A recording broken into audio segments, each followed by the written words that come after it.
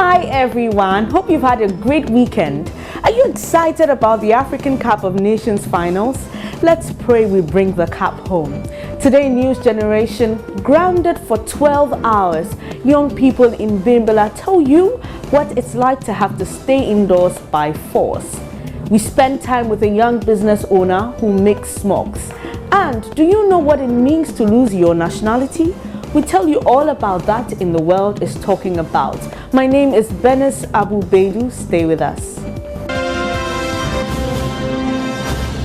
Welcome back. You can share your comments, messages and suggestions with us on our social media platforms. On Facebook is newsgenerationgh.com and on Twitter is newsgengh. Let's start up north. How would you feel if you were grounded for 12 hours every day? If you were in Bimbala, that would certainly happen, as everyone has to be indoors for 12 hours each night. It is 4 minutes to 6 p.m. in Bimbala. Everyone is hurrying home.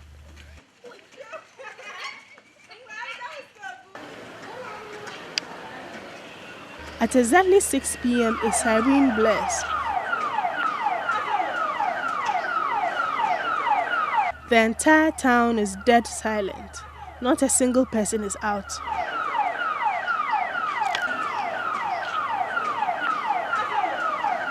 Those who are run indoors at the sight of people. It's curfew time. It's barely 6 p.m. but every person in this community is indoors. No one wants to be caught on the wrong side of the law. It looks like the curfew is being strictly enforced here. It's been like this for 10 months. Hours later,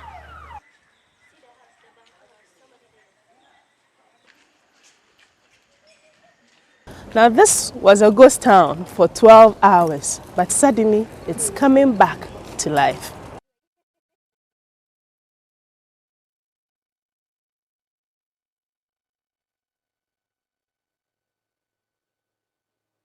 Everyone is affected by the curfew.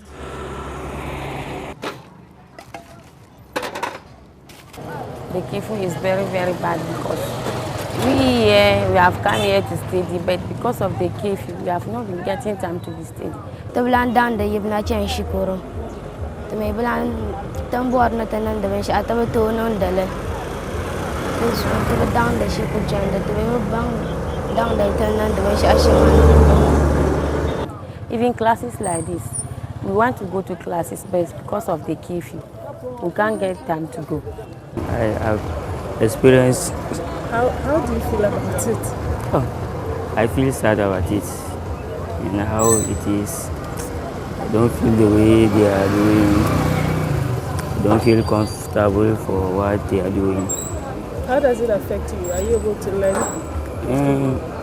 I am able to learn, but I cannot open my mouth to just speak, to learn how I like to do. You are scared? Oh, I am scared because if I am not scared, when I just open my mouth, the mother who I am with will just tell me that I should be down. If not, the soldier will do something.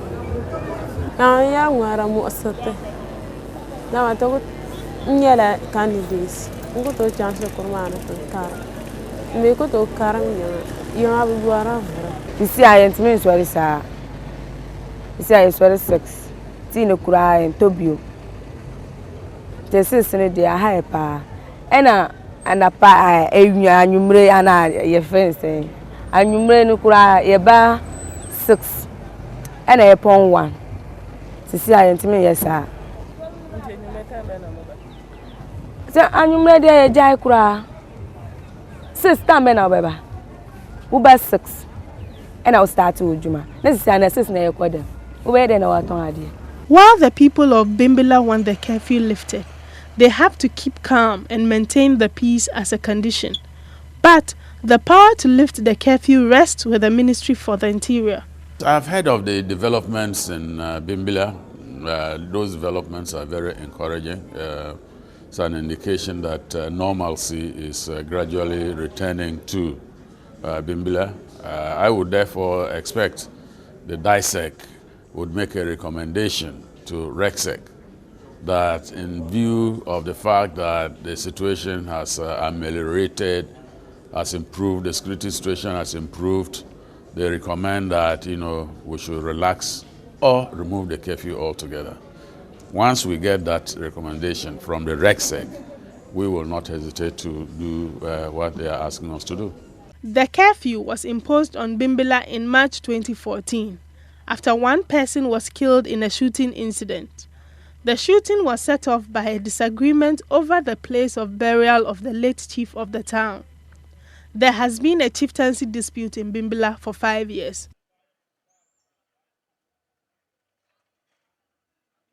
Do you know how to patch your torn clothing? Perhaps a tailor does it for you. 17-year-old Fusaini Idrisu makes smocks using a needle and thread without a sewing machine. Shay Adams spent time with him in his shop where Fusaini explained he uses the money he makes for his educational needs. Fusaini Idrisu is already busy in his smock making shop. He comes here after school to do his smock business. He first buys the material he uses to weave the smocks here from these weavers.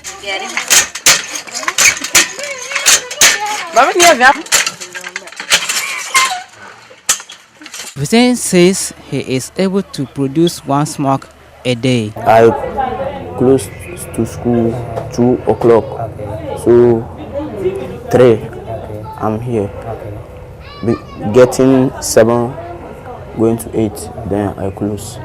I can use 1 day and produce 1, or 2 days and produce 1. So then you get that material and put it in it, then and sew it. Yes. He can also teach others how to sew smocks.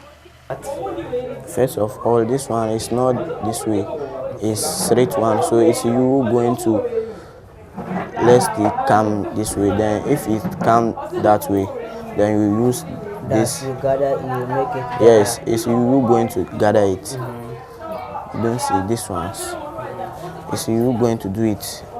This thing. Then you use the trick and do it. Okay. So I've learned something from my friend here, Fusaini Idrisu. I've learned how to sew a smock from him here in just about 10-15 minutes here. At least I've acquired a skill which I can try my hands on other few fabrics. Although Fusaini wants to be a soldier in future, he still has plans for his current trade. My future, if I'm a soldier or teacher, if I am a teacher, if I go to school and go and teach the school boys, then if I go home, then I can do it. But by future, I also can get some boys, then boys also sew it. This side looks. And this is what is used to dance. Damba Festival. Yes, Damba Festival. Yes. And also another dance called Takai. Okay.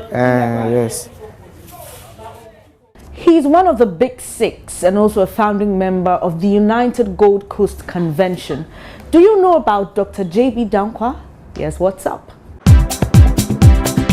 50 years ago, Ghana lost a great man, Joseph Boachi Dankwa, popularly known as J.B. Dankwa. History tells us that he played a significant role in the pre- and post-Ghana. Here in Accra, a runabout or his statue has been put up at Osu to honor him. So who was J.B. Dankwa? I have been finding out on WhatsApp. J.B. Dankwa is a founding member of the UGCC and also a member of the Big Six. J.B. Dankwa was one of the Big Six Ghana. I know his name to be Joseph Kwame Chiritue Boachi Dankwa. J.B. Dankwa was a very renowned person in Ghana because he was part of the Big Six. He was one of the prominent members of the Legislature Council. He was born in December 1895. He attended Bregro Grammar in the Ashanti region. He had 4 children. He was a founding member of the UGCC, that is the United Gold Coast Convention. What I know is that he also went to London to further his education. So due to his dedication to Ghanaians, he came back as a legal practitioner. He was the first West African to receive doctorate philosophy at British London. There are many things that we can learn from J.B. Danquah. One is being patriotism. Though he went there, he knows that Ghanaians are suffering because of the colonial treatment they are having. So he came down to join others, Dr. Kwame Nkrumah and co, to help save Ghana from the ill treatment they are passing through. He could have been there earning lots of money, but he decided to come and gain independence for us. I would say that he's an inspirational person because he sacrificed his time and money that he could have earned in other countries and came down to Ghana to help us. He's dedicated to anything that he's doing. He set a goal that he will help Ghanaians from the ill treatment that they are going through, and he achieved it. They helped to bring about our independence. He brought about the name Ghana. He brought up the name Ghana. And he died in 4th February 1965. Those were some views on WhatsApp. We will be right back. A lot has happened over the past week. Here's an update on News Round.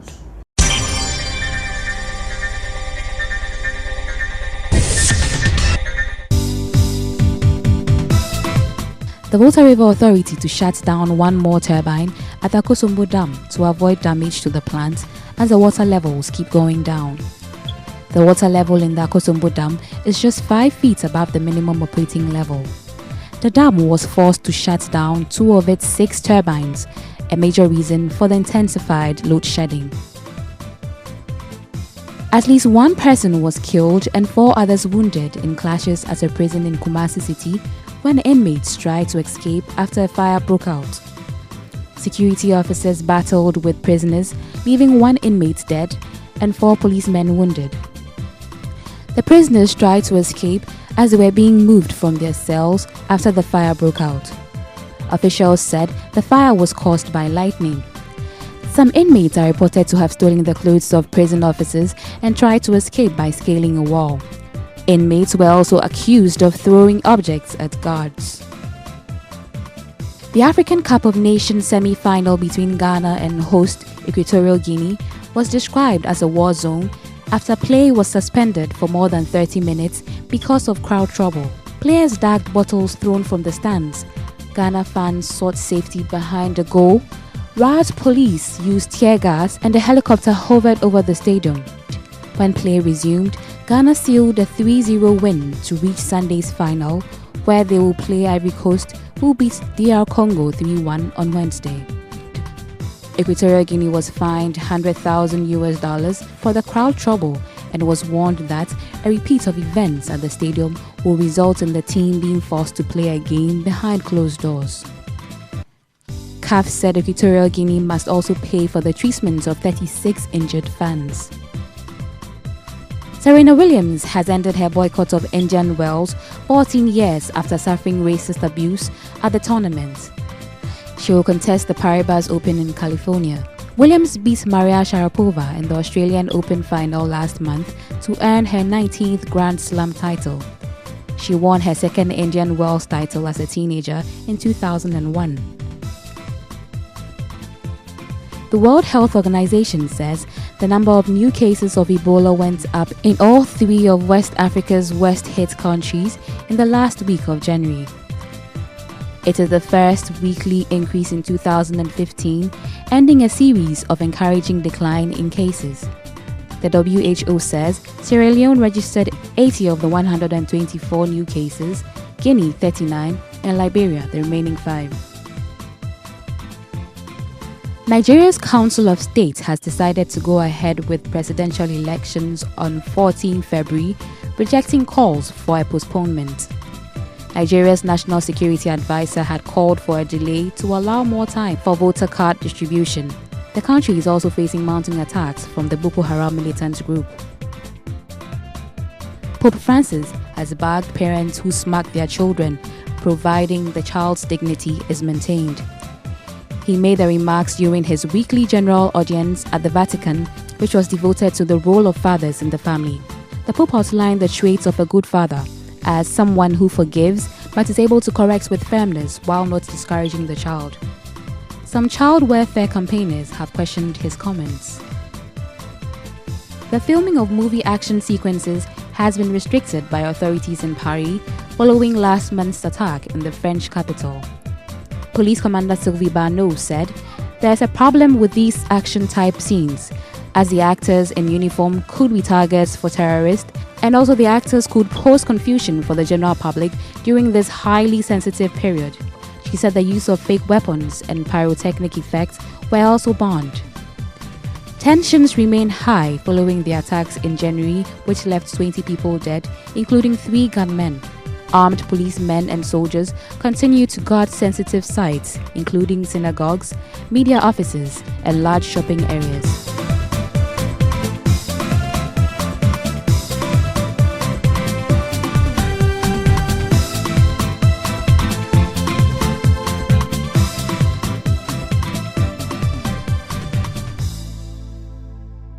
Many people take pride in being a citizen of their country, like I'm proud to be a Ghanaian.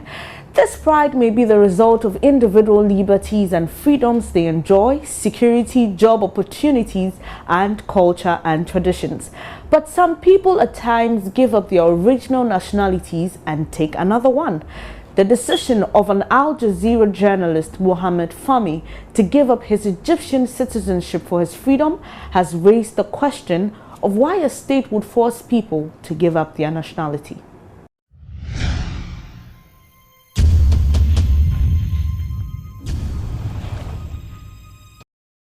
Mohammed Fahmy, together with 2 other colleagues, Peter Greste and Baha Mohammed, were arrested in 2013 for allegedly collaborating with the banned Muslim Brotherhood.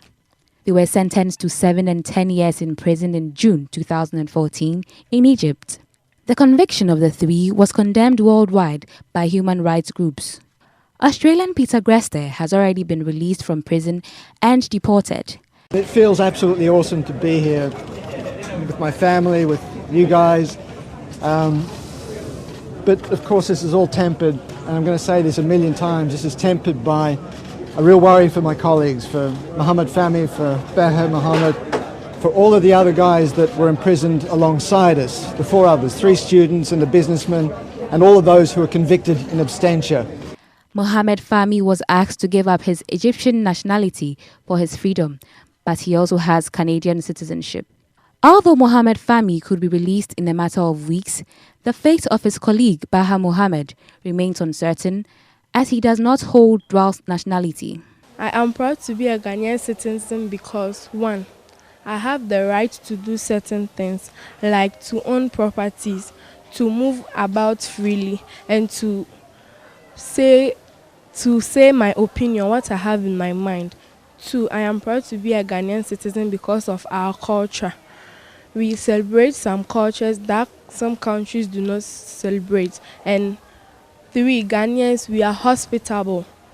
We also have peace in the country. No matter what happens, we still maintain the peace. I'm very proud to become a Ghanaian. This is because there is some rules and regulation governing everybody, and also the constitution helps anybody to move around this nation, Ghana. I love Ghana very much, and you see there is freedom in Ghana right now.